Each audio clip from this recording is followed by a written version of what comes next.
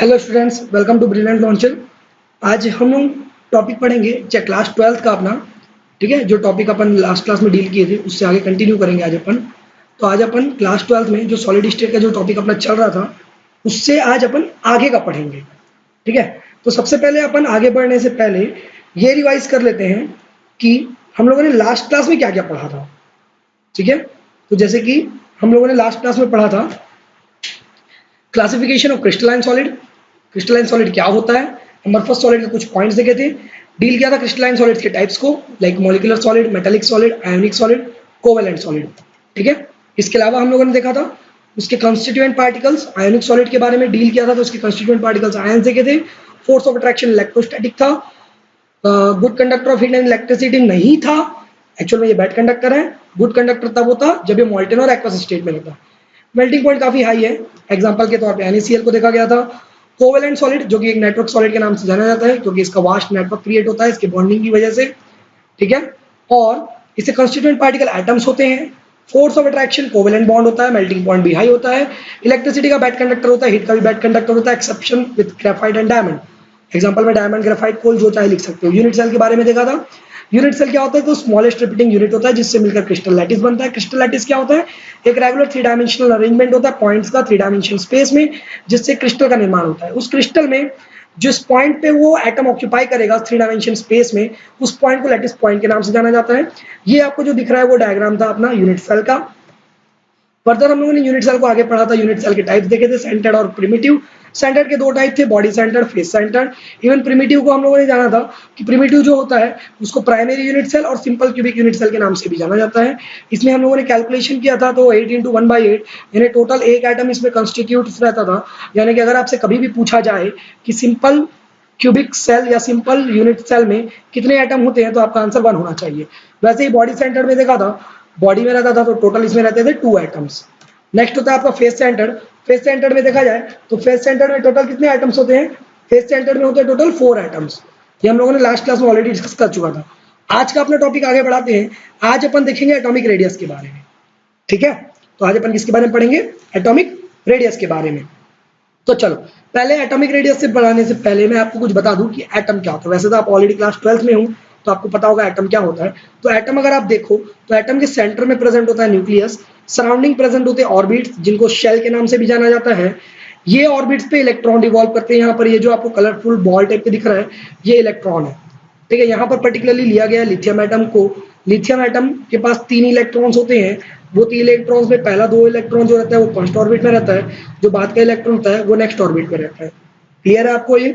तो ये हो गया आपका लिथियम एटम। वैसे यहाँ पर बगल में आपको दिख रहा होगा सोडियम एटम। सोडियम एटम के पास टोटल 11 इलेक्ट्रॉन्स होते हैं।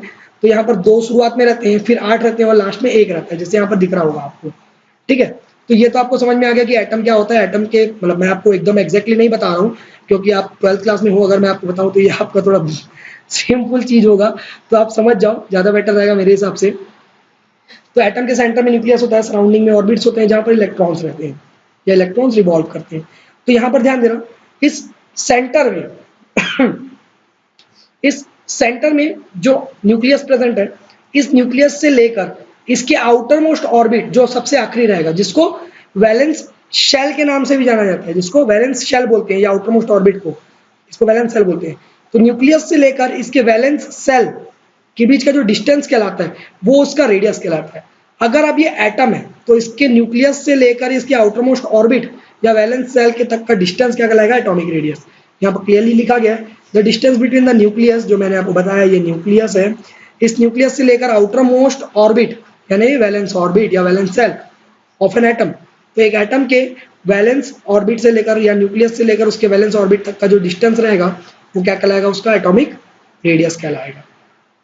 ठीक है, तो अपने को ये एटॉमिक रेडियस क्लियर है ना। अपन एटॉमिक रेडियस को देख लिए थे कि क्या होता है एटॉमिक रेडियस। एक बार क्विकली अगर मैं इसको रिवाइज करा दूं आपको, तो atomic radius is nothing but the distance between the nucleus and the outermost orbit of an atom. तो atomic radius is the distance between the nucleus and the outermost orbit of an atom. इसी distance को अपन क्या बोलेंगे, atomic radius बोलेंगे। और अगर यही डिस्टेंस आयन के लिए कैलकुलेट करूँ मैं, इन आयन का क्या बोला मैंने, अगर यही सेम डिस्टेंस यानी न्यूक्लियस से लेकर उसके आउटर मोस्ट ऑर्बिट का डिस्टेंस अगर मैं कैलकुलेट करूं आयन के लिए, तो वो क्या कहलाएगा, आयोनिक रेडियस। ठीक है, वो क्या कहलाएगा, आयोनिक रेडियस। क्लियर हुआ आपको? ठीक है, तो आगे बढ़े इसमें। तो नेक्स्ट अपन देखते हैं, तो नेक्स्ट वाला जो अपना टॉपिक है वो है डेंसिटी। ठीक है, डेंसिटी क्या होता है, इसको हिंदी में घनत्व बोलते हैं। ठीक है, समझें कुछ।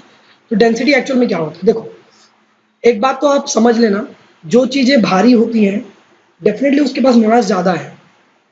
ठीक है, लेकिन कुछ चीजें ऐसी होती हैं जिनके पास मास तो ज्यादा होता ही है, लेकिन वॉल्यूम यानी उसका साइज बहुत छोटा होता है।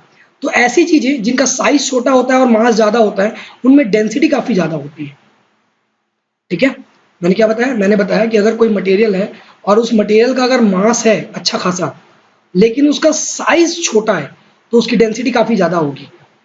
और अगर कोई मटेरियल है जिसके पास मास उतना ही है और उसका साइज पहले के कंपैरेटिवली थोड़ा बड़ा है, दो इसका मास उतना ही है लेकिन साइज बड़ा है, तो इस वाले मटेरियल की डेंसिटी इसके कंपैरेटिवली कम होगी। यानी कुल मिलाकर डेंसिटी जो है उसको अपन ऐसा बोल सकते हैं कि amount of mass present per unit volume, यानी एक यूनिट वॉल्यूम पे कितना मास प्रेजेंट है वो उसकी डेंसिटी डिफाइन करेगा। जितना ज्यादा मास प्रेजेंट होगा छोटी इस जगह में, उतनी ज्यादा उसकी डेंसिटी होगी। क्लियर हुआ आपको ये? देखो, डेंसिटी को रिप्रेजेंट कर सकते हो आप डी से, इवन रो से भी रिप्रेजेंट करते हैं, लेकिन यहां पर पर्टिकुलरली डी से रिप्रेजेंट किया जाएगा। ठीक है, तो डेंसिटी रिप्रेजेंटेड बाय डी, इसका फॉर्मूला होता है density is equals to mass upon volume. ठीक है, density is equals to mass upon volume, यानी density is defined as the amount of substance present per unit volume. Density is defined as amount of substance present per unit volume. आपको समझ में आया क्या बोला मैंने? तो D is equals to M upon V, ये इसका फॉर्मूला हुआ, density is equals to mass upon volume. ठीक है, जहां पर मास को कैलकुलेट कर सकते हो आप केजी या फिर ग्राम में, और वॉल्यूम को रेस्पेक्टिवली मीटर क्यूब या सेंटीमीटर क्यूब में। अगर आपने मास को केजी में काउंट किया तो वॉल्यूम मीटर क्यूब में काउंट होगा, अगर आपने मास को ग्राम में काउंट किया तो वॉल्यूम सेंटीमीटर क्यूब में काउंट होगा। तो डेंसिटी की जो ऐसे यूनिट निकलेगी वो निकलेगी केजी पर मीटर क्यूब या फिर ग्राम पर सेंटीमीटर क्यूब। ये जो यहाँ पर ये जो सिंबल यूज हुआ है ये पावर को रिप्रेजेंट करता है। ठीक है, आगे भी काफी सारी जगह आपको ये सिंबल मिलेंगे तो आप कंफ्यूज मत होइएगा, वो पावर को ही रिप्रेजेंट कर रहा होगा। क्लियर है? तो डेंसिटी क्या होता है? Density is defined as the amount of mass present per unit volume. Formula क्या होता है डेंसिटी का? Density is equals to mass upon volume. Clear हुआ ये पॉइंट? लेकिन फिलहाल अपने को इस टॉपिक में नॉर्मल डेंसिटी नहीं पढ़ना है, अपने को डेंसिटी पढ़ना है फॉर यूनिट सेल। एक यूनिट सेल के लिए क्या डेंसिटी होगी? तो एक बात बताओ, जैसे कि मैंने आप लोगों को ऑलरेडी बता चुका है कि एक जो क्रिस्टल होता है, एक जो क्रिस्टल होता है यानी क्रिस्टल लैटिस जो होता है, वो काफी सारे यूनिट सेल से मिलकर बनता है। एक जो क्रिस्टल होता है वो काफी सारे यूनिट सेल से मिलकर बनता है। ठीक है, और लेट अस सपोज, ठीक है, अब ऐसे सपोज वाली कोई बात ही नहीं है, अपन को ऑलरेडी पता है, एवोगैड्रोस हाइपोथेसिस अपन पढ़ चुके हैं। एवोगैड्रो के बारे में पता है अपने को कि एक मोल में क्या होता है, मोल कॉन्सेप्ट, एक मोल में क्या होता है, एवोगैड्रो नंबर, एनओ या फिर एनए दोनों में से किसी एक भी चीज से रिप्रेजेंट कर सकते हो आप एवोगैड्रो नंबर, जिसकी वैल्यू कितनी होती है 6.022 इंटू 10⁻23। इतने नंबर ऑफ पार्टिकल्स उसमें प्रेजेंट होते हैं। ठीक है, तो मान के चलो कि एवोगैड्रो नंबर यानी इतने, एक मोल यूनिट सेल का मास कितना है, capital M. Let the mass of one mole of unit cell भी कैपिटल एम। यहाँ पर वही चीज लिखी हुई है कि mass of Avogadro number of unit cell, यानी कि एक मोल ऑफ यूनिट सेल, यानी एक यूनिट सेल का मास कितना है, कैपिटल एम मान के चलो। ठीक है, एक यानी एक सिंगल नहीं, एक मोल यूनिट सेल। ठीक है, तो एक मोल यूनिट सेल का मास कितना है, कैपिटल एम। तो एक बात बताओ, लेकिन प्रॉब्लम ये कि एक मोल में तो 6.022 into 10⁻23 that is Avogadro number यानी Na या फिर NO दोनों में से कोई भी, इतने नंबर ऑफ पार्टिकल्स होते हैं, तो इतने पार्टिकल का मास कैपिटल एम है। एक पार्टिकल का मास कितना होगा, कैलकुलेट करो। एक पार्टिकल का मास निकलेगा आपका m अपॉन एवोगैड्रो नंबर यानी 6.022 इंटू 10⁻23, यानी इसको मैं ऐसा लिख सकता हूँ m अपॉन Na या फिर NO। ए याद रखना कैपिटल स्मॉल नहीं है ना, स्मॉल लिख दोगे तो सोडियम कहला जाएगा, वो सिंबल बन जाएगा सोडियम का, तो उसको ध्यान रखना कि स्मॉल ए नहीं है, कैपिटल ए हो।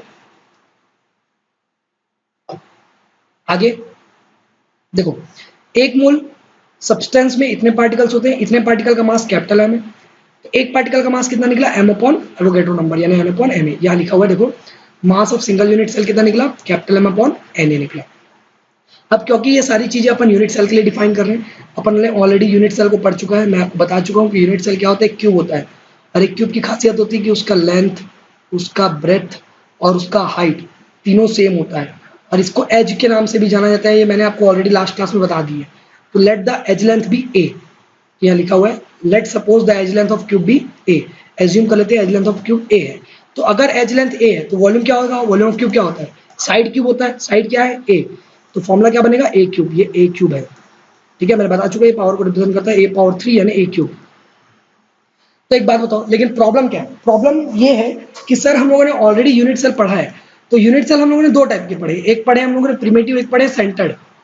तो आप लोगों ने अब ऐसा क्लासिफिकेशन मत करो, अब आप सिंपल याद रखना, जब भी मैं यूनिट सेल बोलूँ तो आप तीन टाइप के यूनिट सेल को कंसिडर करना, एक होगा आपका सिंपल क्यूबिक सेल, एक होगा बॉडी सेंटर्ड सेल, एक होगा फेस सेंटर्ड सेल। तो आप टोटल तीन टाइप के यूनिट सेल कंसिडर करोगे, याद रखना। प्रॉब्लम ये है कि तीनों टाइप के सेंटर्ड ऑफ यूनिट सेल में अलग अलग क्वांटिटी ऑफ एटम प्रेजेंट होते हैं। सिंपल क्यूबिक में कितने होते हैं, एक, बॉडी में कितने होते हैं, दो, फेस में कितने होते हैं, चार। तो हर एक यूनिट सेल में तो अलग अलग क्वांटिटी ऑफ एटम है, तो ऑब्वियसली तो हर एक, अगर अलग अलग क्वांटिटी ऑफ एटम है तो हर का मास भी तो अलग अलग होगा, तो नो डाउट डेफिनेटली होगा।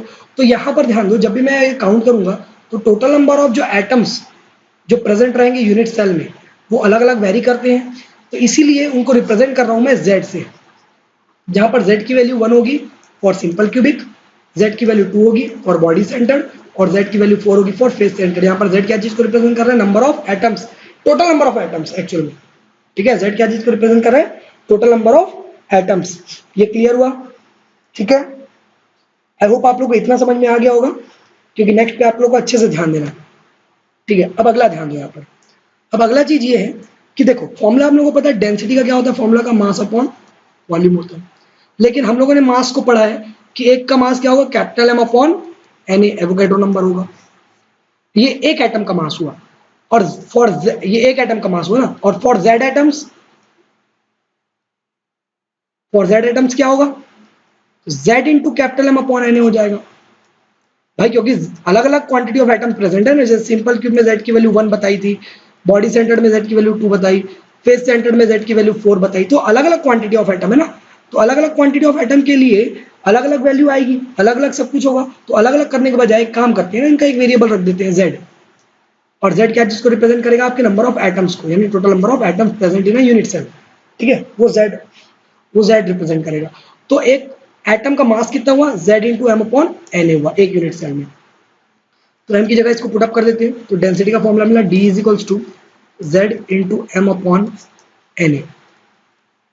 यहाँ पर ऑलरेडी वॉल्यूम दिया हुआ है तो ये वॉल्यूम हो गया, लेकिन हम लोगों ने ऑलरेडी पढ़ा वॉल्यूम ऑफ क्यूब यानी वॉल्यूम ऑफ यूनिट सेल क्या निकला था, साइड क्यूब ए क्यूब, तो अब इसको यहाँ पर यूज कर दो आप v की जगह में, क्या मिलेगा, d is equals to z into M upon a cube into N, ये मिलेगा आपको, ये फॉर्मूला बन गया d is equals to z upon a cube N. तो ये फॉर्मूला याद रखना आप, ये यूनिट सेल के लिए है, ठीक है। तो इससे बहुत सारे न्यूमेरिकल भी बनते हैं और इंपॉर्टेंट है, आता भी है इसका न्यूमेरिकल, ऐसी बात नहीं है, ठीक है, स्पेशली बोर्ड एग्जाम्स में, एग्जामिनेशन में तो आता ही है, भले से सीबीएसई पॉइंट ऑफ व्यू से ये उतना ज़्यादा इंपॉर्टेंट नहीं बनता जितने और भी क्वेश्चन हैं, लेकिन आप इसको नेग्लेक्ट भी नहीं कर सकते, ये ऐसा टॉपिक है जिसको पढ़ के आपको जाना ही पड़ेगा, तो ये इंपॉर्टेंट है। फॉर्मूला क्या बना, मैं यहाँ लिख दूँ एक बार, formula density is equals to total number of atom present in a unit cell into mass of unit cell upon volume of unit cell that is A cube into Avogadro number, ठीक है। और Avogadro number की value Na की value कितनी होती है, 6.022 into 10 to the power 23। ये clear हुआ, तो आप z की वैल्यू यहाँ पर रख सकते हो, Na की वैल्यू क्या होगी 6.022 इंटू 10 टू द पावर 23, और z की वैल्यू आपको पता है, मैंने यहाँ पर आपको काफी बार डिफाइन कर दिया है, सिंपल क्यूबिक के लिए 1, बॉडी सेंटर के लिए 2 और फेस सेंटर के लिए 4 आप उसको लोगे। और एक बात और ध्यान रखना, मैं आपको यहीं पर कुछ चीजें बता देता हूँ जो आगे आपके काम आने वाली है। जब भी आप न्यूमेरिकल सॉल्व करोगे तो आपको जो डिस्टेंस मेजर दिया जाएगा, क्योंकि आप जनरली यहाँ पर डील करोगे एटॉमिक रेडियस, है ना, एटॉमिक रेडियस के बारे में, या फिर आप डील करोगे एज ऑफ क्यूब के बारे में, ठीक है, एज ऑफ क्यूब के बारे में यानी साइड्स ऑफ क्यूब, ये काफी छोटे छोटे होते हैं, तो इनको पिकोमीटर में जनरली मेजर किया जाता है, पीएम का मतलब होता है पिकोमीटर, ठीक है, पिकोमीटर, और एक पिकोमीटर की वैल्यू होती है 10 to the power -12 metre in metre, और या तो फिर 10 to the power -10 in centimetre, ठीक है। 10⁻12 मीटर में, और सेंटीमीटर में कन्वर्ट किया तो 10⁻10 रेस्पेक्टिवली। जैसा क्वेश्चन में दिया होगा, क्वेश्चन के जैसे कंटेंट रहेंगे, जैसा उसका यूनिट रहेगा, उसके अकॉर्डिंगली अपने को इसको यूज करना पड़ेगा। तो ये जो पिकोमीटर वाला कॉन्सेप्ट, इसको भी याद रखना, प्लस ये फॉर्मूले तो आपको याद रखने ही है। मैं यहाँ पर डेरिवेशन आपको बता दिया हूँ, हालांकि ये डेरिवेशन एग्जाम में नहीं आता, नहीं, ठीक है, लेकिन अपने को क्योंकि जानना जरूरी है, इसलिए मैंने आपको यहाँ पर डेरिवेशन बता दिया है। अब उससे रिलेटेड एक क्वेश्चन यहाँ पर दिया हुआ है, क्वेश्चन पढ़ लेते हैं। एक एलिमेंट है, ठीक है, उस एलिमेंट का बीसीसी स्ट्रक्चर, यहाँ पर ऑलरेडी अपने को पता है बीसीसी क्या होता है, बॉडी सेंटर से। अब जैसे ही आपने बॉडी सेंटर सुना, क्लिक करना चाहिए आपके दिमाग में सटाक से कि भाई अगर ये बॉडी सेंटर है तो z की वैल्यू तो 2 हो गई, ठीक है। और विद ये कॉल नहीं है, ये सेल है, ये पीपीटी थोड़ा गलत प्रिपेयर कर दिया गया है। तो विद सेल एज, कॉलेज नहीं है, सेल एज, सेल मतलब वो यूनिट सेल, एज मतलब साइड। तो साइड का लेंथ दिया हुआ है 288 पीएम। देखो मैंने अभी थोड़ा देर पहले बताया था, पीएम का मतलब क्या होता है, पिकोमीटर, ठीक है। देखो क्वेश्चन में दिया ना, मैंने आपको बोला था क्या डिस्टेंस बहुत छोटा होता है, ठीक है, बहुत ही छोटा होता है। आपको पता है एटम का साइज कितना बड़ा होता है, काफी छोटा होता है। तो डेफिनेटली उसका जो रेडियस काउंट होगा वो भी बहुत छोटे छोटे यूनिट पे काउंट होगा, और छोटे यूनिट पे पिकोमीटर आता ही है, ठीक है। इसलिए पिकोमीटर इंपॉर्टेंट हो जाता है अपने लिए। अब यहाँ पर ध्यान देना अपने को, डेंसिटी, एलिमेंट की डेंसिटी दी हुई है 7.2 ग्राम पर सेंटीमीटर क्यूब। देखो मैंने आपको बताया था डेंसिटी अगर केजी रहा तो यहाँ मीटर क्यूब आता है, यहाँ ग्राम दिया इसलिए यहाँ पर सेंटीमीटर क्यूब आ गया, ठीक है। तो क्वेश्चन है हाउ मेनी एटम्स, यानी कितने एटम प्रेजेंट होंगे 208 ग्राम। अगर इसी एलिमेंट का मैं सिर्फ 208 ग्राम लूं तो उसमें कितने एलिमेंट प्रेजेंट होंगे। तो मैं पहले आपको क्वेश्चन समझा देता हूं।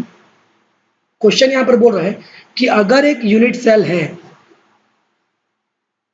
ठीक है, अगर यूनिट सेल है जिसका एज लेंथ यानी ए जो दिया हुआ है, ए दिया हुआ है 288 पिकोमीटर यानी पीएम, ये दिया हुआ है, जिसका बीसीसी स्ट्रक्चर है। बीसीसी स्ट्रक्चर होने की वजह से जेड की वैल्यू 2 हो गई, क्योंकि इस बीसीसी स्ट्रक्चर में 2 एटम प्रेजेंट होंगे, प्लस इसकी density D is equals to दे दी मेरे को 7.2 ग्राम पर सेंटीमीटर क्यूब, ये दे दिया गया, ठीक है। ये डेंसिटी दी हुई है इस क्यूब की, इस यूनिट सेल की। प्रॉब्लम ये है कि अगर मैंने इस यूनिट सेल को 208 ग्राम लिया तो इस 208 ग्राम यूनिट सेल में, ठीक है, कितने एटम्स प्रेजेंट होंगे, अपने को ये काउंट करना है। तो सबसे पहले अपन यहाँ से गिवन एक्सट्रैक्ट करते हैं। गिवन अपने को दिया हुआ है, बताया मैंने आपको, एज लेंथ, तो आप कैसे लिखोगे, एज लेंथ ब्रैकेट में डाल दोगे ए इज इक्वल्स टू 288 पिकोमीटर। अब यहाँ पर ध्यान देना, ये पिकोमीटर, अब इसको मीटर में कन्वर्ट करूँ ना, ना, ये कन्वर्ट होगा सेंटीमीटर में, क्योंकि बाकी जो यूनिट दिया है, देखो ना क्वेश्चन में सेंटीमीटर दिया है ना, तो इसको सेंटीमीटर में कन्वर्ट करेंगे। ये हो जाएगा 288 इंटू 10⁻⁻10 सेंटीमीटर, ठीक है, ये गिवन हो गया। प्लस और क्या गिवन दिया, डेंसिटी दिया हुआ है, तो डेंसिटी ब्रैकेट में डी इज इक्वल्स टू कितनी दी हुई है, डेंसिटी, डेंसिटी दी हुई है 7.2 ग्राम पर सेंटीमीटर क्यूब, ये डेंसिटी हो गई। प्लस और क्या दिया है, हाँ, और दिया स्ट्रक्चर, तो बीसीसी स्ट्रक्चर, बीसीसी स्ट्रक्चर होने की वजह से 2 एटम्स प्रेजेंट रहेंगे, 2 एटम्स पर यूनिट सेल, हर एक यूनिट सेल पे 2 एटम प्रेजेंट रहेंगे। क्लियर है आपको ये। तो यहाँ से ये गिवन इतना एक्सट्रैक्ट हो गया। तो चलो आगे अब इसको सॉल्व कर लेते हैं। तो आगे सॉल्व करेंगे, इससे पहले मैं आपको एक चीज बता दूं, क्वेश्चन में यहाँ पर बोला गया क्लियरली कि भाई अपने को ये बताना है कि 208 ग्राम में, ठीक है, 208 ग्राम में कितने यूनिट सेल प्रेजेंट होंगे। पहले तो ये बताओ कि एक यूनिट सेल का वॉल्यूम कितना है, एक यूनिट सेल को रखने में कितना वॉल्यूम लगता है, तब तो मैं पता करूंगा ना 208 ग्राम में कितने आएंगे। तो एक यूनिट सेल का वॉल्यूम कितना है, यानी एक यूनिट सेल का वॉल्यूम कितना है, यानी volume of a unit cell, यानी कुल मिला के वॉल्यूम ऑफ क्यूब क्या होगा, ए क्यूब होगा। ए की वैल्यू कितनी दी हुई थी, ए की वैल्यू अपन लिखे थे 288 इंटू 10⁻10, इसका होल क्यूब, इसका आप क्यूब करो, इसका आप क्यूब करोगे तो आपको वैल्यू कितना आएगा, इसका क्यूब करोगे तो इसकी वैल्यू आएगी, मैं यहाँ पर ले रहा हूँ डायरेक्टली वैल्यू, इसकी आएगी 24.38 इंटू 10⁻⁻24, ठीक है, ये ए क्यूब की वैल्यू आ रही है। अब ये कैसे आएगा, देखो 288 का क्यूब निकाल लो आप, समवॉट कुछ इस टाइप का आएगा, 10⁻10 का क्यूब करोगे 10⁻30, लेकिन ये नंबर इतना बड़ा आएगा तो उसमें से कुछ डिजिट को हटा दिया जाएगा और 10⁻24 में आ जाएगा, यानी 6 डिजिट हट जाएगा। तो अगर मैं इसको चाहूँ तो अप्रॉक्सीमेटली लेने के लिए 24 इंटू 10⁻⁻24 लिख सकता हूँ अप्रॉक्सीमेटली। ठीक है, नेक्स्ट अब एक बात बताओ, देखो अपने को क्या मिल गया, अपने को यहाँ से ये मिल गया, ये जो वैल्यू निकली अपनी 24 इंटू 10⁻⁻24, ये है अपनी वॉल्यूम ऑफ क्यूब, यानी कि एक क्यूब में इतना वॉल्यूम है। अब ये बताओ कि ये एलिमेंट का कितना वॉल्यूम होगा, यानी एलिमेंट को रखने के लिए भी तो जगह चाहिए ना, तो एक एलिमेंट को रखने के लिए कितना जगह लगेगा। तो जैसे कि अपनी जो डेंसिटी का फॉर्मूला है, density is equals to mass upon volume होता है, density is equals to mass upon volume होता है। तो यहाँ से अगर मैं कैलकुलेट करता हूँ density is equals to mass upon volume से, वॉल्यूम निकालूँ मैं अगर, तो वॉल्यूम का फॉर्मूला क्या बनेगा, volume equals to mass upon density. अब मेरे को मास यानी जो वॉल्यूम निकालना है किसके लिए निकालना है भाई, 208 ग्राम को रखने के लिए निकालना है, यानी 208 ग्राम को रखने के लिए कितनी जगह लगेगी वही तो निकालना है ना। तो मास 208 ग्राम ले लिया, डेंसिटी कितनी दी हुई है, डेंसिटी अपने को दी हुई है 7.2, इसको डिवाइड करो, इसको डिवाइड करोगे तो आंसर आएगा तुम्हारा 28.8, आंसर कितना आएगा, इसको डिवाइड करोगे तो 28.8, यानी कि कुल मिलाकर ये हुआ कि एक क्यूब का वॉल्यूम इतना है और जो एटम यहाँ पर अपन रखने वाले हैं उसको इतने वॉल्यूम की जगह जरूरत पड़ेगी। समझ में आया, क्यूब का वॉल्यूम इतना है और जिसको रखना है उसके लिए इतनी जगह लगेगी। ठीक है, तो टोटल कितने क्यूब लगेंगे इसको रखने के लिए, तो number of unit cells required is equals to 28.8, जितनी अपने को जगह है अपॉन जितना अवेलेबल है, यानी 24 इंटू 10⁻⁻24। इसको सॉल्व करो, तो जब इसको सॉल्व करोगे तो वैल्यू आएगी तुमको 1.2 इंटू 10⁻24, ये आंसर आएगा, इतना यूनिट सेल आपको लगेगा। याद रखना एटम्स नहीं बोला हूं मैंने क्या बोला, इतने यूनिट सेल्स आपको लगेंगे इसको रखने के लिए, एटम्स नहीं, इतने यूनिट सेल्स लगेंगे। और एक यूनिट सेल में 2 एटम होता है क्योंकि बॉडी सेंटर्ड स्ट्रक्चर है, तो इतने यूनिट सेल यानी 1.2 इंटू 10⁻24 यूनिट सेल में कितने एटम होंगे, इंटू 2 कर दो, उसमें इस वाले वैल्यू में इंटू 2 कर दो, तो हो जाएगा 2.4 इंटू 10⁻24। तो इतने एटम्स आपको लगेंगे। ठीक है, इतने एटम्स आपको लगेंगे उस 208 ग्राम सब्सटेंस को यूनिट सेल में अरेंज करने के लिए, इतने एटम्स की आपको जरूरत पड़ेगी बॉडी सेंटर्ड के लिए, पर्टिकुलरली किसके लिए, बॉडी सेंटर्ड के लिए। समझ में आया आपको, पर्टिकुलरली किसके लिए, बॉडी सेंटर्ड के लिए। ठीक है, आई होप आप लोग को ये तो समझ में आ गया होगा एटलीस्ट। अब इसके बाद अगर कोई और डाउट है तो अपन एक और क्वेश्चन सॉल्व कर लेते हैं, कोई दिक्कत नहीं है अपने को। अपना नेक्स्ट क्वेश्चन दिया हुआ है, देखो एक और क्वेश्चन देख लेते हैं। अपना नेक्स्ट क्वेश्चन दिया हुआ है, डिफरेंट पैटर्न है, मैंने जानबूझकर अलग अलग पैटर्न लिया है। Atomic mass of an element, एक एलिमेंट का एटॉमिक मास दिया हुआ है जिसका एफसीसी स्ट्रक्चर है। अब एफसीसी स्ट्रक्चर होने की वजह से इसकी जेड की वैल्यू कितनी हो गई, ऑब्वियसली 4 हो गई। तो एफसीसी होने की वजह से जेड की वैल्यू 4 हो गई, तो इस एफसीसी स्ट्रक्चर वाले एलिमेंट के एटॉमिक मास कितना है, इसका एटॉमिक मास नहीं है, एक्चुअल में ये दिया हुआ है डेंसिटी, तो ये थोड़ा गलत प्रिंट हो गया है जहां तक, है ना। मैं एक बार क्वेश्चन चेक करूं तो मुझे ऐसा लग रहा है कि atomic mass of an element having FCC structure is 60 ग्राम, ये गलत है, ऐसा यूनिट गलत है, यहां पर आना चाहिए 60 ग्राम पर मोल। ठीक है, जिसने पीपीटी प्रिपेयर किया उसने थोड़ी गलती कर दी है, तो मैं आपको करेक्ट करा देता हूँ। क्वेश्चन है atomic mass of an element having FCC structure is 60 ग्राम पर मोल होगा, ये यूनिट गलत यूज हो गया है यहाँ पर। तो 60 ग्राम पर मोल उसका एटॉमिक मास है और इसका लेंथ फेस यानी फेस एज दिया हुआ है, लेंथ कितने का 400 पिकोमीटर दिया हुआ है। ठीक है, यानी एज लेंथ कितना दिया हुआ है, लेंथ ऑफ फेस एज यानी एज लेंथ दिया हुआ है 400 पिकोमीटर। तो अपने को डेंसिटी कैलकुलेट करनी है। ठीक है, तो अपने को डेंसिटी जब कैलकुलेट करनी है तो ऑब्वियसली डेंसिटी तो देगा नहीं ना, इसलिए गलत था यूनिट, और यहाँ पर ग्राम पर मोल दिया है। ठीक है, ये यूनिट, तो यहाँ पर से अगर मैं गिवन एक्सट्रैक्ट करूँ, एक बात और याद रखना, आप जब भी क्वेश्चन पढ़ते हो, आपसे क्वेश्चन बनता है नहीं बनता वो अलग मैटर है, लेकिन जब भी आप क्वेश्चन पढ़ो न्यूमेरिकल, तो आपको एक चीज हमेशा याद रखनी है कि भाई आपको क्वेश्चन पढ़ते साथ गिवन तो लिखना ही है। आप क्वेश्चन बनाते हो नहीं बनाते हो अलग मैटर है, लेकिन आपको गिवन जरूर लिखना है। ठीक है, अगर आप गिवन लिखते हो तो आपने ये मान के चलो आपने क्वेश्चन का एक बहुत बड़ा स्टेप सॉल्व कर लिया, क्योंकि आधे से ज्यादा क्वेश्चन गिवन लिखने से ही हिंट आपको मिल जाएगा कि भाई इसमें ये पूछा, ये सॉल्व करना है, ये चीजें गिवन है, एक ही फॉर्मूला इसमें से पुटअप होगा, वो फॉर्मूला पुटअप किए आंसर आ गया। लेकिन ये तब तक नहीं होगा जब तक आप खुद से गिवन लिखना नहीं सीखोगे, और गिवन लिखना आपको कोई सिखाएगा नहीं, आपको खुद से थ्योरी क्वेश्चन पढ़ने हैं, उसमें से आपको सोचना है कि क्या दिया हुआ है। जैसे मैं आपको बताता हूँ, ध्यान दो, अगर इस क्वेश्चन का आप गिवन लिखो तो कैसे लिखोगे। देखो इसमें दिया हुआ है atomic mass of an element having FCC structure 60 ग्राम पर मोल, यानी कुल मिला के एटॉमिक मास मेरे को दिया हुआ है। तो मैं यहाँ पर लिख देता हूँ एटॉमिक मास या फिर simple mass, mass of element, mass of element लिख दूं मैं यहाँ पर, ठीक है, यानी एटॉमिक मास। एटॉमिक मास कितना दिया हुआ है, 60 ग्राम पर मोल, ये मेरा एक गिवन निकल गया। दूसरा गिवन क्या दिया हुआ है, लेंथ ऑफ फेस एज, तो ये लिख देता हूँ मैं, यहाँ पर लिख दिया मैंने length of face edge. Length of face edge कितना दिया हुआ है, 400 पिकोमीटर, अगेन पिकोमीटर। अब यहाँ पर ध्यान दो, ग्राम दिया हुआ है, तो डेंसिटी जो कैलकुलेट होगी वो ग्राम के अकॉर्डिंगली ग्राम पर सेंटीमीटर क्यूब में होगी। तो जो मेरे को पिकोमीटर है उसको किस में कन्वर्ट करना पड़ेगा, सेंटीमीटर में। तो ये हो गया 400 इंटू 10⁻⁻10 सेंटीमीटर। क्लियर हुआ, ये दो गिवन यहाँ से निकल गए। इसके अलावा एफसीसी स्ट्रक्चर बोला है, तो स्ट्रक्चर एफसीसी का है, तो एफसीसी स्ट्रक्चर होने की वजह से, ठीक है, कितने एटम्स होंगे, 4 एटम्स प्रेजेंट होंगे, 4 एटम्स पर यूनिट सेल, एक यूनिट सेल के पीछे 4 एटम प्रेजेंट होंगे। ये 3 यहाँ से गिवन निकला मेरे को। क्वेश्चन में पूछा डेंसिटी, डेंसिटी अपने को कैलकुलेट करनी है, density is equals to question mark, क्योंकि डेंसिटी ही मेरे को कैलकुलेट करनी है।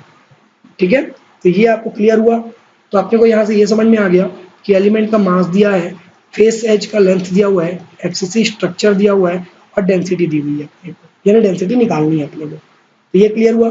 तो सबसे पहले डेंसिटी निकालने के लिए डेंसिटी का फॉर्मूला क्या होता है, तो डेंसिटी का फॉर्मूला होता है Z into M upon a cube into N ए।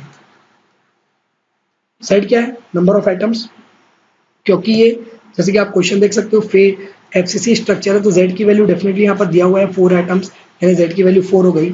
ठीक है, तो Z की वैल्यू यहाँ से आपको मिल गई, Z की वैल्यू कितनी मिल गई, 4 मिल गई। मास ऑलरेडी वहाँ पर दिया हुआ है, कितना दिया हुआ है, 60 ग्राम पर मोल वहाँ पर लिखा था मास। ए क्यूब नहीं दिया है, ए तो दिया है लेकिन 400 पिकोमीटर, यानी 400 इंटू 10⁻⁻10 सेंटीमीटर। तो यहाँ से आप ए क्यूब निकाल सकते हो, ए क्यूब इजिकल्स टू क्या होगा, 400 इंटू 10⁻10 का whole cube, that is equals to 64 into 10⁻24 centimetre. ठीक है, एन ए की वैल्यू तो ऑलरेडी फिक्स्ड होती है, पता है आप लोगों को, 6.022 इंटू 10⁻23। वैसे आपको एक बात बताऊँ मैं, यहाँ पर एक क्वेश्चन ऐसा भी आ चुका है कि आपको सारी चीज़ें दी रहेंगी, डेंसिटी, मास, जेड की वैल्यू यानी number of atom present, even आपको एज लेंथ भी दिया रहेगा। और उस कंडीशन पे आपको एक क्वेश्चन है ऐसा कि वहाँ पर आपको एवोगैड्रो नंबर की वैल्यू निकालनी है, और मेरे हिसाब से ना दुनिया में उससे ईजी क्वेश्चन नहीं हो सकता।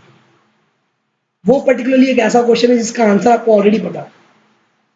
ठीक है, वो एक ऐसा क्वेश्चन है जिसका आंसर आपको ऑलरेडी पता है। अरे भाई, अगर आपको एवोगैड्रो नंबर निकालने बोलेगा तो जाहिर सी बात है वैल्यू तो वही आएगी, क्या, यही जो अपन पढ़ रहे हैं यहाँ पर जो दिया हुआ है 6.022 इंटू 10⁻23, वही वैल्यू आएगी। तो वही तो बता रहा हूँ, एक ऐसा क्वेश्चन भी है जहाँ पर एवोगैड्रो नंबर निकालने के लिए बोला जाता है आपको। ठीक है, तो क्वेश्चन काफी इजी भी आते हैं, ऐसे आपको पैनिक नहीं होना है। ठीक है, तो अपने को यहाँ से डेंसिटी कैलकुलेट करनी, वैल्यू पुट अप कर दो, D is equal to Z की वैल्यू 4 हो गई, एम की वैल्यू 60 हो गई, अपॉन ए क्यूब की वैल्यू हो गई 64 इंटू 10⁻24 इंटू एवोगैड्रो नंबर की वैल्यू हो गई 6.022 इंटू 10⁻23। यहाँ से ये 23 और ये कट 10⁻1 बचा। यहाँ से एवरेजली 6 1 जा और ये 6 10 जा कट गया। यहाँ पर से 4 1 जा 4 16 जा, यहाँ 2 8 जा 2 5 जा, लगभग अप्रॉक्सीमेटली। ये 8 से डिवाइड करूँ तो मैं 8 1 जा 8 0.6 जा 48 2 0 6 8 2 जा 16 4 0 8 5 जा 40, तो 0.625 और इंटू 10⁻1 नीचे है, ऊपर गया तो 10⁻+1 हो जाएगा। तो वैल्यू आई इसकी 6.25 एवरेज यानी अप्रॉक्सीमेटली, तो 6.25 ग्राम पर सेंटीमीटर क्यूब इसकी वैल्यू आई, यानी डेंसिटी यहाँ से क्या कैलकुलेट हुआ, 6.25 ग्राम पर सेंटीमीटर क्यूब। और आपको एक अच्छी चीज़ बताऊँ, ये जो मैंने कैलकुलेशन किया है ना, इसका कोई मेरे पास रिटर्न नहीं है यहाँ पर, मतलब मैं ऐसा लिख के यहाँ पर नहीं बैठा हूँ, मैंने कैलकुलेशन अभी आपके सामने ही किया है। अब आप सोचो कि मेरा कैलकुलेशन इतना जल्दी कैसे हो गया। ठीक है, क्योंकि देखो केमिस्ट्री के न्यूमेरिकल ऐसे नहीं है कि टफ आते हैं, केमिस्ट्री के न्यूमेरिकल में ना न्यूमेरिकल की वैल्यूज बहुत उटपटांग होती हैं, तो आप जितना जल्दी कैलकुलेशन कर सकते हो उतना जल्दी केमिस्ट्री का क्वेश्चन सॉल्व हो जाएगा। केमिस्ट्री के क्वेश्चन उटपटांग नहीं होते, केमिस्ट्री के क्वेश्चन ईजी होते हैं, लेकिन न्यूमेरिकल की वैल्यू देख के आदमी डर जाता है, अरे यार ये तो इतनी बड़ी बड़ी वैल्यूज है, इसको मैं कैसे करूँ, क्या करूँ करके। तो वैल्यूज को क्या है, आपको कंट्रोल में रखना पड़ेगा। आप जितना इजी उसको सॉल्व कर सकते हैं आपको उतना इजी सॉल्व करना है।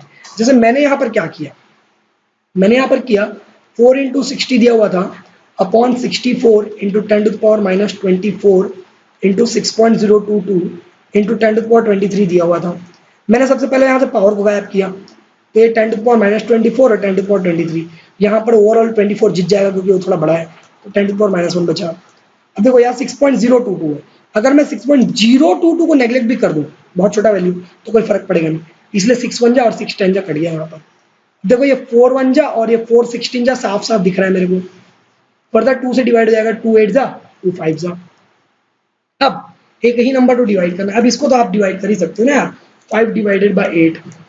अब जिसको नहीं आता वो इस पैटर्न में कर सकते हैं, 5 0 0 8 0 0 पॉइंट लगा के 0, 8 6 जा 48, 2 बचा 0, 8 2 जा 16, 4 बचा 0, 8 5 जा 40। यही चीज़ को मैंने यहाँ पर जब कुछ बड़बड़ किया ना, वो यही चीज़ मैं अपने मन में कर रहा था, ठीक है, कि क्या क्या मैंने बोला। जो यहाँ से मैंने वैल्यू निकाली 0.625, लेकिन ये जो देखो नीचे 10⁻1 बचा था ना, ये जब ऊपर जाएगा तो 10⁻+1 हो जाएगा, यानी 10 हो जाएगा। तो जब इसमें मैं 10 मल्टीप्लाई कर दूंगा तो एक पॉइंट इधर खिसक जाएगा, तो 6.25 ग्राम पर सेंटीमीटर क्यूब इसका आंसर आएगा।